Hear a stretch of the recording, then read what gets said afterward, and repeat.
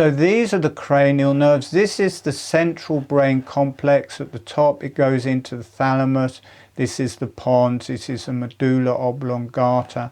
The top 4 nerves, or the top 2, go into the area of the thalamus.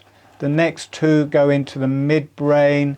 The next 4 go into the pons, and the last 4, which we'll mainly be working with, relate to the mouth and neck. And this is the vagus nerve. This is cranial nerve 10 coming in. And the lower they come in, the more grounded the energy is, and the higher they come in, kind of the higher consciousness is. And this is where they're arriving, and it's like a little person, kind of the eyes and the ethmoid, the nerves to those are coming in here, and it is the third eye, much higher energy. Then the midbrain is the motor nerves for the eye, that's a bit lower, that's like the neck. The pons, this is all of the nerves coming through the whole of the face, and the ears. And then you drop down into the medulla oblongata. These relate to the mouth, the tongue, the vagus nerve, and the neck. I'm wondering, here we have the vagus nerve coming down, and a bit higher up here you've got the cranial base, comes through the cranial base, it feeds the neck, feeds the lungs, feeds the heart, and it comes down through the diaphragm on the esophagus behind. Now it's going to be part of the meditation. The heart is not attached to the sternum or the ribs, it's attached to the diaphragm. So as the diaphragm goes up and down, the heart also goes up and down, and where the stomach is underneath, and you have the esophagus coming into the stomach, as the diaphragm goes up and down, the stomach goes up and down. That means the esophagus, what you eat through, coming up behind the heart, up behind the I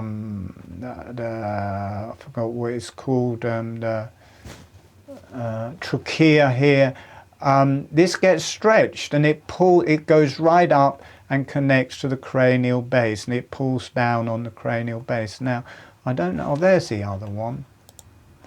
There we have the vagus nerve, showing the vagus nerve. See how it works down round the sides of the throat here, down heart and lungs, through the diaphragm, into the digestion. It doesn't show it coming down to the genitalia in this, but it comes right down into the genitalia, into the rectum, into the pelvic floor.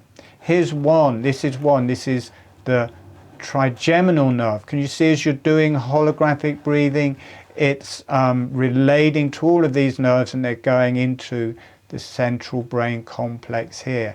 So there's the trigeminal nerve, which is the feelings for the whole face, and then there's the facial nerve, which is the motor movement for all of the nerves, and these get finer and finer and fill the whole face. There's where they're arriving in the central brain complex. Oh, I wanted this one. Good. This is the central brain complex coming up here. The nerves are coming out of this to the face, to the eyes. You've got from the thalamus here to the eyes, and the midbrain to the motor to the eyes, and then you've got the pons here. It's the trigeminal nerve, the facial nerve, the nerve to the ears. That's all coming in here. Then from the medulla oblongata, you've got the different nerves. I can't remember their names really, I'm dyslexic, but I can't remember, but it's number 9, cranial nerve 9 is feeding the tongue. Cranial nerve 10 is the vagus nerve, also feeding into the tongue, and it's what pulls the tongue to the roof of the mouth, and then it comes down, comes out from the cranial base here, comes down behind the esophagus and spreads out. But we'll get a good idea of where this is coming out of the cranial base. Then you've got cranial nerves 11 and 12, and cranial nerve 12, these muscles, two things pull the jaw down. In holographic breathing, people think, oh, the jaw, and think of the muscles above it. But in holographic breathing, the impetus, the opening, the tightening of the muscles that in holographic breathing is not to close the jaw as in eating, it's to open the jaw, because the lips are closed and the tongue is on the roof of the mouth. The jaw is drawn open as a pressure, and then on the out breath it's relaxed and it closes on its own because the tongue is on the roof of the mouth and the lips are closed. And to do that, you've got muscles coming down the front of the neck here to the top of the sternum, and it's cranial nerve 12 that's pulling those down. So cranial nerve 12 is doing the movement of the jaw in holographic breathing, and that is getting balanced by all of these muscles at the back. So as this is pulling down here, it's got to be equally balanced here, otherwise if it just pulls down, it'll mean the head will rotate forward. So as this is pulling down here, the muscles here are pulling down here, the muscles at the sides are pulling down, and they're all pulling down on the face and cranium, and at the same time they're pulling the ribs up. So it's opening, they're pressurizing to pull the jaw down, to pull the back of the cranium down, but at the same time they're pulling the ribs up for the in-breath. So it is automatically integrated into the breath. But that is cranial nerve 12.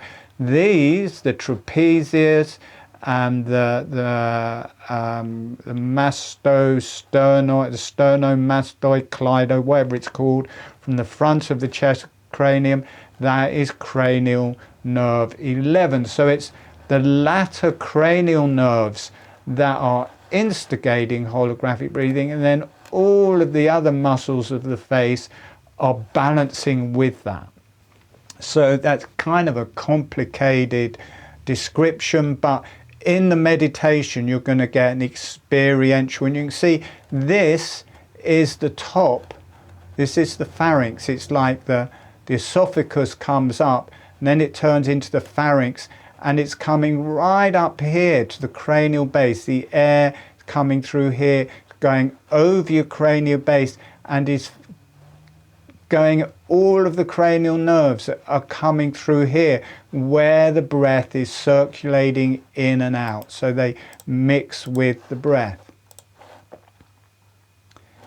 So that is your spinal cord.